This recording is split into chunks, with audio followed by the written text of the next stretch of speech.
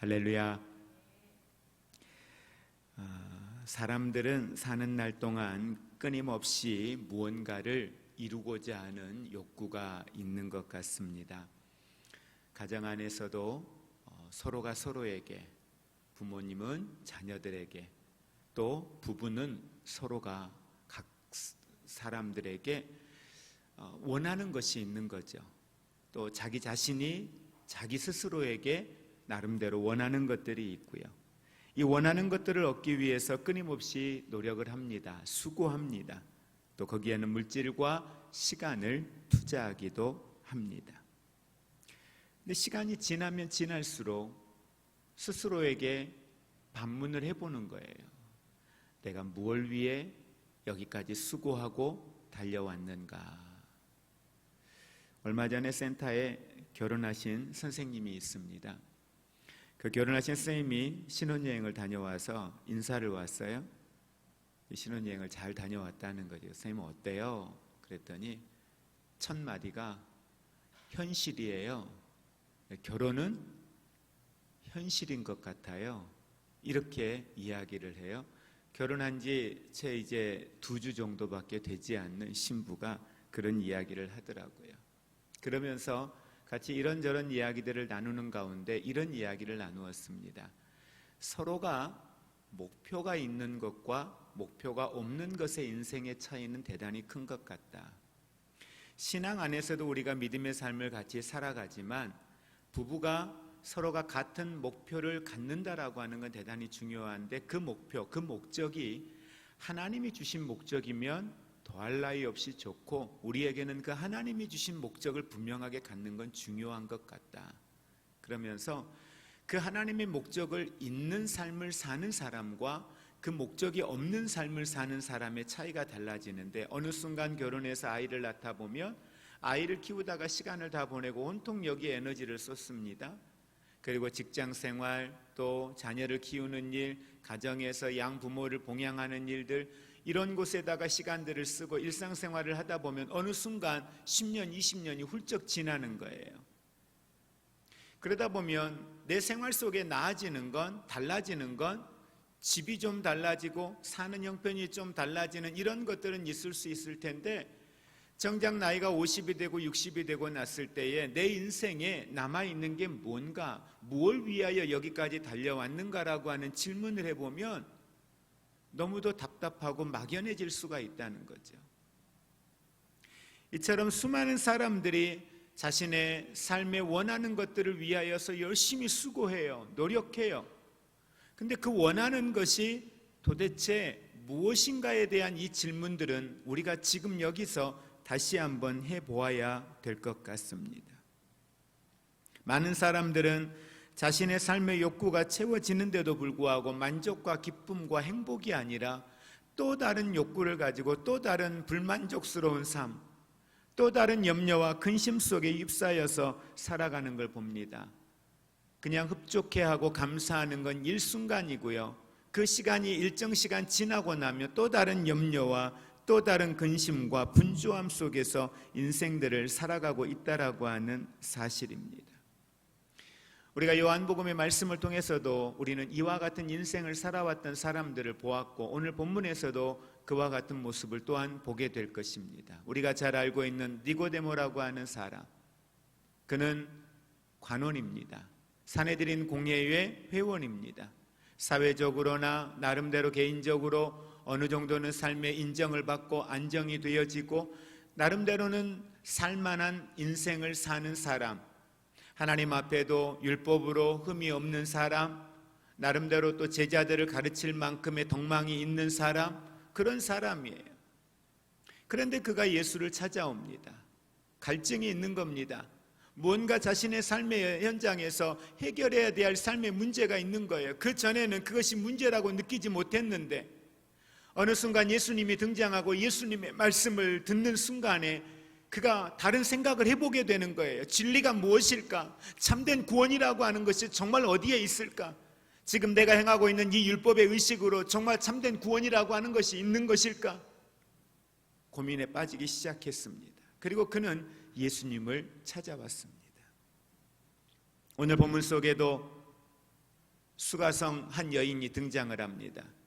수가라는 동네에 한 여인이 등장하는데 이 여인과 예수님의 대화가 계속 이어집니다. 근데 여인과 예수님의 대화가 이어지는데 그 대화의 말미에 가서 보면 이 여인이 이제 다음 주에 우리가 보겠지만 27절부터 보면 여인이 예수님을 영접해요. 그리고 성으로 들어갑니다. 성으로 들어가서 사람들 앞에 숨어 지내던 여인이 사람들 앞에 나아가서 외치는 거예요. 예수 그리스도를 전하는, 예수 그리스도에 대하여 사람들에게 전하는 증거자가 되어져서 사람들 앞에 서는 모습을 보게 됩니다. 그런데 놀라운 건 이 여인이 어떤 여인이었는가를 우리가 알면 이 여인이 27절부터 보이고 있는 그의 삶의 변화는 상상할 수 없는 거죠. 오늘 본문 말씀, 예수님께서는 분명히 유대인입니다. 예수님은 유대인이요, 예수님의 제자들과 함께하는 이들도 유대인입니다. 그런데 그런 예수님이 오늘 길을 가시다가 사마리아 땅으로 예수님이 들어가십니다. 당시에 사마리아 땅으로 들어갈 때에는 길이 너무 멀리 돌아가야 되니까, 이곳으로 가면 지름길이니까 예수님이 수가성 이 사마리아 땅으로 들어가셨다, 이런 이야기도 있습니다. 그런데 본문의 내용들을 보면 예수님이 이 사마리아 땅으로 들어가신 분명한 이유가, 목적이 있었던 걸 우리는 말씀을 통해서 보게 됩니다. 그리고 예수님은 수가성 우물가에 머물게 되고 그곳에서 잠시 쉬고 계십니다. 제자들은 먹을 것을 구하기 위하여서 시내로 들어갔고요. 그리고 그곳에 등장하는 한 여인이 있는데 바로 그 여인이 수가성, 우리가 잘 알고 있는 여인입니다. 이 여인이 이곳에 와서 예수님과 만남이 이루어집니다. 그런데 이 만남 가운데 여인에게 예수님이 말을 건네요. 뭐라고 말을 건넵니까? 8절에 있는 말씀 같이 우리 합독하도록 하겠습니다. 8절입니다. 이에는 제자들이 먹을 것을 사러 동네에 들어갔음이러라. 그러면서 7절에요, 이렇게 말하죠. 물을 좀 달라. 여인에게 물을 좀 달라고 이야기해요. 근데요, 이 물을 좀 달라고 하는 여인의 반응을 한번 보시겠습니까? 9절의 말씀 같이 합독합니다. 예수께서 대답하여 이르시되 내가 만일 하나님의 9절 사마리아 여자가 이르되 당신은 유대인으로서 어찌하여 사마리아 여자인 나에게 물을 달라 하나이까 하니 이는 유대인이 사마리아인과 상종하지 아니함이로라. 예수님이 여인에게 물을 달라니까 여인이 놀라는 거예요. 당황해하는 겁니다. 그 이유는 당신은 유대인인데 나는 사마리아인인데 어떻게 나에게 물을 달라고 합니까? 이 말의 의미는 뭐냐면 당시에 이 사마리아는 우리가 잘 아는 것처럼 북이스라엘이에요. 과거의 북이스라엘입니다. 그러니까 한 민족이었어요. 한 민족이었는데 한 민족이 나중에 북이스라엘과 남유다로 나뉘어지게 됩니다. 그런데 이 북이스라엘 사람들이 어느 시간이 지나면서 이들이 다른 이방인들과 혼례를 치루어요. 그러다 보니까 다른 이방신들이 이 북이스라엘 땅에 들어오게 됩니다. 이런 부분에 대해서 남유다 사람들은 대단히 불편하게 생각했죠. 왜? 구별된 하나님의 백성들이 어떻게 이방인들과 결혼할 수 있느냐, 그리고 우상을 섬길 수 있느냐, 이거 못마땅했어요. 나중에 이스라엘이 회복되어지고 난 이후에 예루살렘 성을 재건하는데 이 예루살렘 성을 재건하는 가운데에 북이스라엘 사람들을 배제합니다. 왜? 너희들은 더럽혀진 사람들이다. 그들과 상종하지를 않는 거예요. 그래서 이 유대 사람들 입장에서 보았을 때 북이스라엘 사람들, 이 사마리아 사람들에 대해서는 정결치 못한 사람들이다, 하나님 앞에 죄인이다, 이렇게 생각하고 그들을 상종하지 않습니다. 사마리아 사람들도 자기들을 상종하지 않는 이들에 대하여 적대감을 가지고 이들에게 대단히 반감을 가지고 있고 상종하지 않았습니다. 그런 가운데 있었기 때문에 유대인인 예수님이 사마리아 여인에게 이 사마리아 땅에 유대인이 들어왔다는 것도 이해가 되지 않지만 자기에게 물을 달라고 이야기하는 예수님의 이 모습도 이해가 되지 않는 거예요. 그래서 9절 말씀 후반절에 이렇게 이야기하는 거죠. 유대인이 사마리아인과 상종하지 아니하기 때문이었다라고 이야기를 하고 있습니다. 자, 이에 대해서 예수님이 10절에 이렇게 말합니다. 내가 만일 하나님의 선물과 또 내게 물 좀 달라 하는 이가 누구인 줄 알았더라면 내가 그에게 구하였을 것이요 그가 생수를 내게 주었으리라. 그러니까 여인은 지금 이 앞에 있는 예수님이 누군지 몰라요. 근데 여러분 잘 보시면 사도 요한이 요한복음을 기록을 하면서 그 안에 대단히 예수님이 가지고 계시는 예수님의 성품 가운데, 예수님의 그 신성 가운데에 대단히 중요한 하나의 모습을 반복적으로 계속 드러내놓고 있어요. 그게 뭐냐면 예수님의 전지하심이에요. 예수님이 모든 걸 알고 계신다라는 거죠. 예수님이 무엇이든지 알고 계시는 그 모습을 성경에 대단히 많이, 특히 사도 요한은 이걸 부각시켜서 기록을 하고 있습니다. 그러니까 예수님께서 이 여인에게, 이 여인이 지금 자신을 모를 뿐만 아니라 이 여인이 어떤 여인인가에 대한 부분들도 이후에 여인의 대화 속에서 예수님이 꺼내는 장면들이 나오거든요. 근데 오늘 여기에 말씀에, 이 10절 말씀에서는 예수님이 누구인지에 대하여 모르는 이 여인, 그러기에 너가 내가 누구인 줄 알았다면 너는 내게 더 큰 것들을 구했을 텐데, 그리고 10절 후반절에 그가 생수를 내게 주었으리라, 예수님이 그에게 영원히 목마르지 않는 생수를 주었을 것이다, 이렇게 이야기하는 거예요. 그런데 여인이 예수님의 말씀을 듣고 보니까 생수 이야기를 하거든요. 그런데 예수님에게는 지금 아무것도 없어요. 그러니까 우물은 있는데 여기에서 말하는 생수는 흐르는 물이나 그리고 솟아나는 물, 이걸 생수라고 이야기해요. 고여있는 물이 아니에요. 근데 샘물은 그 안에 우물이 있는데 이 우물은 솟아나는 물이잖아요. 이걸 생수라고 이야기하거든요. 근데 그 생수를 뜨려면 분명히 예수님의 손에 무슨 두레박이 있어야 될 텐데 두레박이 없어요. 그리고 당시에 문헌에 있는 이야기로 보면 야곱의 그 우물은 약 깊이가 25m 정도의 깊이라고 이야기를 합니다. 아무것도 가지고 계시지 않는 예수님이 그곳에서 무슨 물을 떠서 내게 주겠다는 이야기인가? 자, 이걸 11절의 여인의 이야기예요. 자, 11절, 여자가 이르되 주여 물기를 그릇도 없고 이 우물은 깊은데 어디서 당신이 그 생수를 얻겠습니까? 이렇게 반문을 하는 거예요. 그때 예수님이 이제 여인이 야곱에 대한 이야기를 하면서 당신이 야곱보다 더 크니까 묻죠. 근데 예수님이 이제 여기에서 이 여인에게 정말 하고자 했던 이야기들이 무엇인가, 이 다음에 이제 이게 기록이 되어집니다. 이 물을 마시는 자마다 다 목마를 것이다. 그런데 내가 주는 물은 영원히 목마르지 않을 것이다. 영생하도록 솟아나는 샘물이 될 것이다. 이런 이야기들을 하세요. 근데 여인이 이 이야기를 듣다가 예수님에게 대단히 다급하게 이야기하는 거예요. 그래요? 그러면 그 생수를 내게 주십시오. 내가 영원히 목마르지 않을 뿐만 아니라 다시는 이곳에 물을 기르러 오지 않아도 될 만한 무언가가 당신에게 있다면 그걸 내게 주십시오라고 이야기를 하는 거예요. 그때 예수님이 앞뒤 문맥과는 전혀 맞지 않는, 전혀 이해되지 않는 질문을 이 여인에게 던집니다. 무슨 질문입니까? 이르시되 가서 내 남편을 불러오라. 왜 예수님이 이 여인에게 남편을 불러오라고 이야기했을까? 그 다음의 내용과 연결시켜서 보면 왜 예수님이 그 여인에게 남편의 이야기를 꺼냈는가를 볼 수가 있습니다. 자, 여인이 뭐라고 이야기합니까? 17절에 여자가 대답하여 이르되 나는 남편이 없나이다. 예수님이 뭐라 그래요? 내가 남편이 없다 하는 말이 옳도다, 이렇게 이야기를 해요. 그런데요, 그 다음에 내용에 보면 예수님이 18절에 너에게 남편 5이 있었고 지금 있는 자도 내 남편이 아니니? 라고 얘기해요. 그러니까 남자가 없는 게 아니에요. 근데 이 말씀을 많은 분들이 오해를 해요. 오해를 해서 이 여인을 어떻게 이야기하냐면 몸을 파는 율락가의 여인처럼 이야기를 해요. 근데 그런 의미가 아니에요.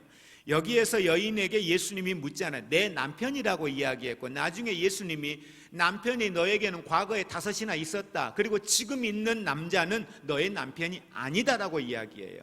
이 말의 의미는 뭐냐면 당시의 유대 문화 가운데에 있었던 것 중에 하나는 남자와 여자가 정식으로 결혼을 하여 살 때에만이 동거가 허락이 되어졌어요. 그러니까 그게 조강지처이든 아니면 후처이든 정식으로 결혼을 해야만이 부부관계가 성립이 되고 동거가 가능해요. 같이 사는 게 가능해요. 근데 결혼하지 않고 동거를 했을 때는 불륜이에요. 결혼하지 않고 동거를 하고 같이 살았을 때는 그거는 남편이 아니에요. 그건 죄예요. 무슨 말씀인지 이해가 되시죠? 자, 이런 상황이기 때문에 이 여인이 예수님이 너에게는 과거에 5의 남편이 있었다, 이건 뭐냐면 정식으로 합법적으로 결혼을 해서 결혼 생활을 했던 남편이 5이 있었고, 지금 같이 살고 있는 남자가 있는데 이 남자는 뭐예요? 정식으로 결혼하지 않는 남자인 거예요. 그러니까 마을 사람들이 다 이 상황을 알아요. 알기 때문에 이 여인이 오늘 6시에 물을 기르러 나왔다라고 하는 것은 당시에 유대력으로 따지면은 낮 정오 12시를 이야기해요. 물론 로마 시간으로 따지면은 6시가 맞아요. 오후 6시가. 근데 여기에서 이야기하고 있는 6시는 낮 정오를 이야기하고 있는 거예요. 일반적인 여인들은 시간이 그 당시에 그 시간으로 6시가 되어서 오후에 6시가 되어 해질 무렵이 되어야 물을 기르러 나와요. 낮 12시에 물을 기르러 나올 사람은 없는 거예요. 그러니까 여인은 부정한 여인인 거예요. 죄인인 거예요. 그렇기 때문에 사람들 앞에 떳떳지 못한 거죠. 그러니까 예수님이 이 부분을 건드리는 것은 지금 너가 살고 있는 이 사람, 그는 합법적인 결혼이 아니고 죄인이라는 거예요. 예수님 앞에 나아가는 사람들, 예배자로 나아가는 사람들, 그들은 자신의 죄인됨, 내 안에 있는 연약함, 이것들을 온전히 하나님 앞에 가지고 나아가야 되는 줄 믿으시기를 바랍니다. 오늘 이 여인의 죄인됨에 대한 부분들을 예수님은 건드리고 있는 겁니다. 여인이 생각을 하니까, 아니 내가 지금 남자와 살고 있는 이 상황이 어떤 남자, 결혼을 하지 아니하고 동거하고 있는 걸 예수님이 어떻게 아셨고, 내가 과거에 남편이 5이나 결혼을 5번이나 했다는 이 사실을 예수님이 어떻게 아셨지? 여인이 생각하니까 이는 선지자다, 이는 평범한 사람이 아니다, 이는 선지자다, 이렇게 생각이 든 거예요. 그래서 19절 말씀에 여인이 여자가 이르되 주여 내가 보니 선지자로소이다, 당신은 선지자이군요, 이렇게 이야기를 합니다. 그러면서 여인이 평소에 갈급했던, 영적인 갈급했던 질문을 예수님에게 던집니다. 그 질문이 뭐예요? 20절 말씀 같이 합독합니다. 우리 조상들은 이 산에서 예배하였는데 당신들의 말은 예배할 곳이 예루살렘에 있다 하더이다. 지금 이 여인은 어느 지역에 살고 있다 그랬어요? 사마리아 땅입니다. 사마리아 땅은 그 당시에 예루살렘 성전을 이 유다 사람들이 예루살렘 성전을 건축하고 그곳에서 예배를 드리니까 사마리아 사람들은 북이스라엘에 속해 있던 이 사람들은 예배할 처소가 없어요. 그래서 이들이 어디에서 예배합니까? 그리심산에서 예배해요. 당시에는 그리심산에서 예배를 계속 드리고 있었거든요. 그러니까 여인이 뭐라고 하냐면, 우리 조상들은 그리심산에서 예배하였는데 당신들은 예배할 곳이 예루살렘에 있더이다. 여인이 지금 무슨 이야기를 하는 거예요? 예배에 대한 이야기를 하는 거예요. 근데 여러분 잘 생각해 보세요. 여인이 이야기하는 예배는 지금 우리가 생각하는 예배가 아니에요. 여인이 여기에서 이야기하는 예배는, 그 당시에 드려지는 예배는 제사였어요. 제사는 그들의 죄 씻음을 받는, 하나님 앞에 번제를 드림으로 죄 씻음을 받는 의식이 행하여지는 것, 그게 바로 그들에게는 예배였어요. 여인이 여기에서 말하는 예배는 구원에 관한 질문을 하고 있는 거예요. 그리심산에서 예배를 드림으로 우리는 구원을 받았다 생각하고 있는데, 당신들은 예루살렘에서 예배를 드림으로 구원이 있다 이야기한다는 거예요. 그때 예수님이 이야기합니다. 맞다는 거예요. 무슨 말이냐면, 너희들은 하나님 앞에 예배를 하는데 알지 못하는 예배를 드렸다. 알지 못하고 예배를 드렸다. 그런데 유대인들은 알고 예배를 드렸다라고 이야기를 하고 있는 거예요. 그러니까 참된 예배를 이들은 드리고 있었다는 거예요. 근데 예수님이 그런 예배에 대한 내용들을 쭉 이야기를 하시고 유대인들에 대한 어떤 정체성에 대한 부분들을 충분히 이야기를 해주셔요. 그리고 나서 예수님이 23절 이하에 아버지께 참되게 예배하는 자들은 영과 진리로 예배할 때가 오나니 곧 이때라. 아버지께서는 자기에게 이렇게 예배하는 자들을 찾으신다. 너희가 일반적으로 생각했던 예배의 개념들을 예수님이 이야기하시고 나서 하나님이 찾으시는 예배자, 하나님이 기뻐하는 예배, 그런 예배는 이런 예배야 라고 예수님이 지금 말씀을 하고 있는 겁니다. 24절 같이 읽습니다. 하나님은 영이시니 예배하는 자가 영과 진리로 예배할지니라. 아멘. 오늘 예수님은 예수가성 여인을 왜 그렇게 만나려고 했을까? 여인이 이 대화의 내용 속에 비치고 있는 모습을 보면 예수님은 아셨던 거예요. 이 여인이 가지고 있는 갈급함, 이 여인이 예수님이 선지자라고 하는 사실을 알게 되었을 때에 평범한 사람이 아니구나라고 하는 걸 알게 되었을 때 그가 평소에 너무 갈급했던 이 구원에 관한 질문을 예수님에게 던지는 거예요. 어떻게 해야 구원을 받을 수 있습니까? 어디에 구원이 있습니까? 이 질문을 던지고 있는 거예요. 특별히 사도 요한은 이 수가성 여인과 예수님과의 오고 가는 이 대화를 통해서 오늘 유대인들, 흩어졌던 유대 그리스도인 디아스포라들, 또 이방인들, 또 헬라인들, 그들에게 참된 예배가 무엇이냐, 참된 구원이 어디에 있느냐, 이것에 대한 질문을, 오늘 이것에 대한 그들의 고민을 다시 한번 해결해 주고 있다는 사실입니다. 오늘 말씀은 분명히 예수님을 통하여 하나님은 영이시다, 하나님은 영이시다, 예배를 받으시는 하나님은 누구시다? 영이시다라고 하는 이야기를 합니다. 그러기에 예배하는 자는 어떻게 예배 드려야 된다? 영과 진리로 예배해야 된다. 외형적으로 드러나는 어떤 제사의 형태 중요하겠지만 더 중요한 것은 영으로 진리로 예배해야 된다라고 하는 사실을 이야기합니다. 그것이 하나님이 기뻐하시는 예배다. 여러분, 코로나19 때문에 예배의 현장 예배가 옳으냐, 영상 예배에 대하여 그건 예배가 아니다, 여러 가지의 이야기들을 합니다. 여기에 목숨을 걸어야 된다, 이건 핍박이다, 우리가 예배를 어떻게 드리는 것이 신령과 진정으로 예배하는 것인가, 영과 진리로 예배하는 것인가, 여러 이야기들을 합니다. 우리는 이 시간 기억하기 원합니다. 예수님이 이야기하신 하나님이 기뻐 받으시는 영과 진리로 예배하는 이 예배가 무엇인가를 우리는 다시 한번 묵상하기를 원합니다. 중요한 건 하나님은 우리의 예배가 어떨 때 기뻐하시느냐 정확해야 됩니다. 정확한다라는 말은 무슨 말이냐면 하나님을 이미지화해서는 안 된다는 것입니다. 다시 말하면 자신의 필요를 채우기 위한 예배, 내가 원하는 걸 얻기 위한 예배, 내가 위로받기 위한 예배가 되어서는 안 된다는 겁니다. 여러분, 구약에 모세가 시내산에서 하나님과 대면하고 그곳에서 법궤를 받기 위한 과정 중에 밑에서 이스라엘 백성들은 송아지를 금신상을 만들어 놓고 그것이 하나님이 우리를 애굽 땅에서 인도하여 내신 우리의 신이라고 그들이 이야기를 하고 있습니다. 여러분, 그들이 신이라고 만들어 놓은 그 금송아지 왜 만들었을까요?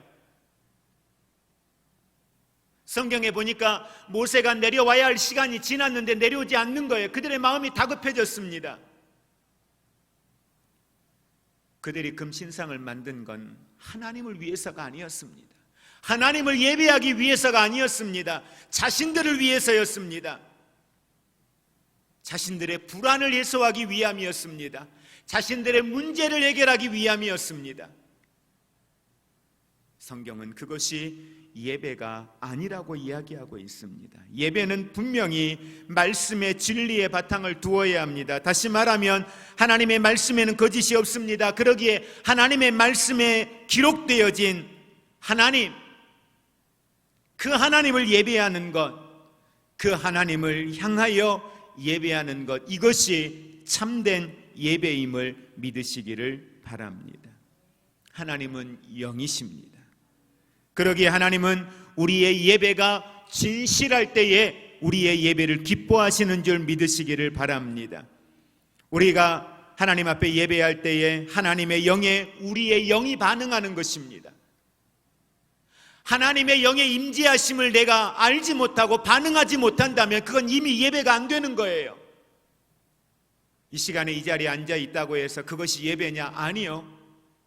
하나님의 영에 반응하지 못하면 그건 예배가 될 수 없습니다. 여러분, 예배는 무엇을 받기 위한 게 예배가 아닙니다. 예배는 하나님으로 내가 충만해지는 겁니다. 그 하나님 앞에 내가 영과 진리로 온전하게 나아가는 것입니다. 그것이 예배입니다. 하나님은 우리를 만드실 때에 하나님의 형상대로 만드셨다고 했습니다. 그러기에 우리는 영적인 존재입니다. 영으로 만드셨다는 거예요. 그런데 대부분의 우리의 예배는 육으로 드리는 예배예요.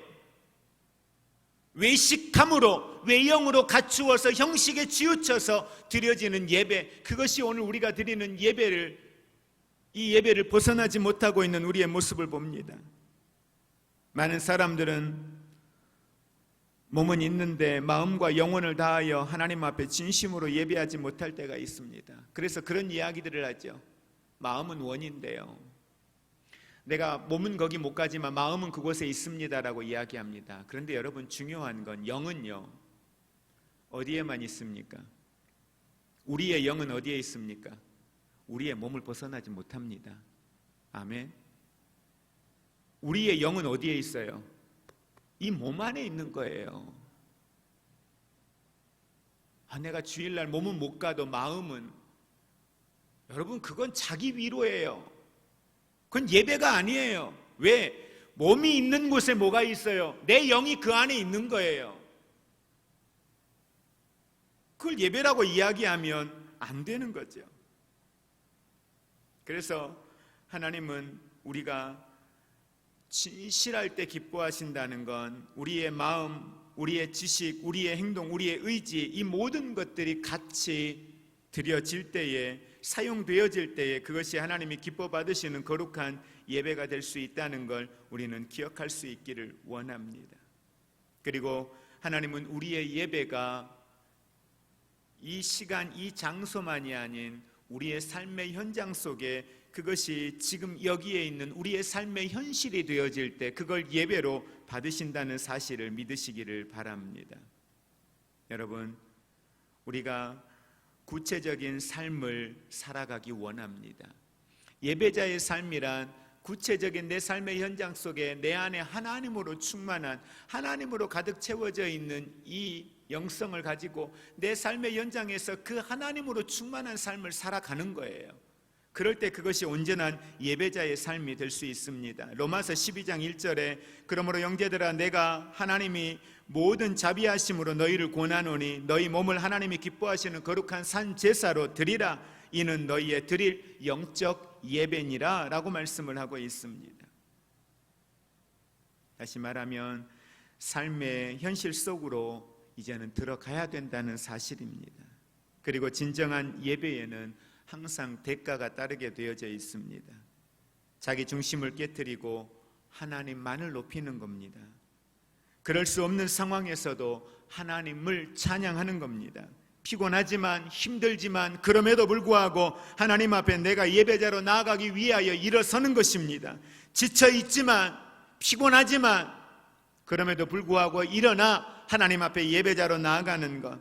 때로는 이것이 내가 가지고 있는 전부이지만 누군가 필요한 이에게 그것을 나누어서 줄 수 있는 것, 그것이 바로 참된 예배라는 사실, 하나님이 기뻐하시는 예배라는 사실을 우리는 기억하기 원합니다. 많은 사람들이 예배에 부담을 느끼지 않습니다. 예배를 부담 없이 드리려고 합니다. 여러분, 예배는 편하게 부담 없이 드리는 것이 아닙니다. 많은 노력과 에너지가 필요합니다. 예배는 하나님을 사랑하는 내 의지의 표현이기 때문에 거기에는 수고가 있어야 하고 거기에는 분명한 대가를 지불해야 된다는 사실들을 우리는 기억할 수 있기를 원합니다. 과거의 구약의 예배는 사라졌다고 말합니다. 예, 사라졌습니다.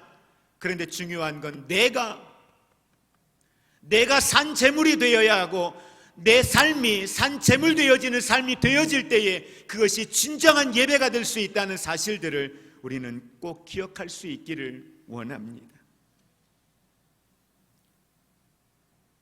이것이 예수님의 답변입니다. 구원이란 사마리아의 종교체제, 그리심산 아니라는 거예요. 유대인들의 종교체제, 예루살렘 성전 아니라는 겁니다. 새로운 하나님의 섭리로 구원이 이루어질 것이다. 그래서 하나님 앞에 온전한 예배의 모델은 예수님이셨습니다. 예수님의 십자가, 그 예수님의 십자가가 구약의 예배를 깨트리시고 신약의 새로운 예배를 시작하신 그분이 바로 예수님이십니다. 하나님의 뜻, 하나님이 기뻐하시는 하나님의 거룩한 그 하나님의 목적, 구원에 대한 그 목적을 이루기 위하여 예수님이 십자가를 지셨던 이 사건, 그건 하나님 앞에 드려진 산 제물된 예배의 모델이 예수님이 되셨다는 사실을 우리는 기억할 수 있기를 원합니다. 말씀을 정리합니다. 참된 예배는 오직 예수 그리스도만으로 가능함을 믿으시기를 바랍니다. 하나님이 정말 기뻐하시는 예배, 오늘 나는 나의 모든 것들을 포기한 사람으로 주님 안에 있는지, 그 안에서 나는 살아가고 있는지 우리는 한번 돌아볼 수 있기를 원합니다. 이 성전에 모이는 걸 그렇게 중요하게 여기면서 정작 삶의 현장에서는 예배자의 삶을 살지 못한다면 그건 예배가 되지 않는다는 거예요. 이미 그 예배는 자기의 필요를 채우고 그냥 위로받고 자기의 욕구를 채우는 것에 불과합니다. 그건 하나님과 상관이 없습니다.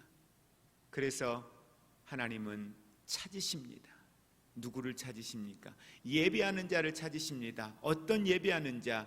영과 진리로 예배하는 자를 오늘 이 시간도 찾고 계심을 믿으시고, 저와 여러분이 어느 곳에 있든지 그 자리가 참된 예배자의 삶을 살아가기를 주님의 이름으로 축복을 드립니다.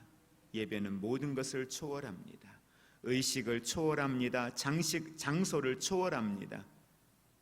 우리의 중심이 오늘 하나님이 중심이 되고, 우리의 삶의 방향이 하나님이 우리의 삶의 방향이 되고, 우리의 삶의 선택이 하나님이 중심이 되어지는 삶을 살아감으로 참된 예배자, 하나님이 찾으시는 거룩한 예배자 되시기를 주의 이름으로 축복을 드립니다.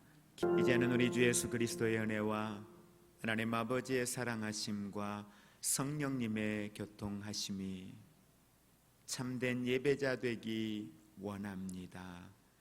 영과 진리로 예배하는 사람, 삶이 예배자가 되는 사람, 하나님이 기뻐하시는 이 시대에 찾으시는 참된 예배자 되기 원합니다.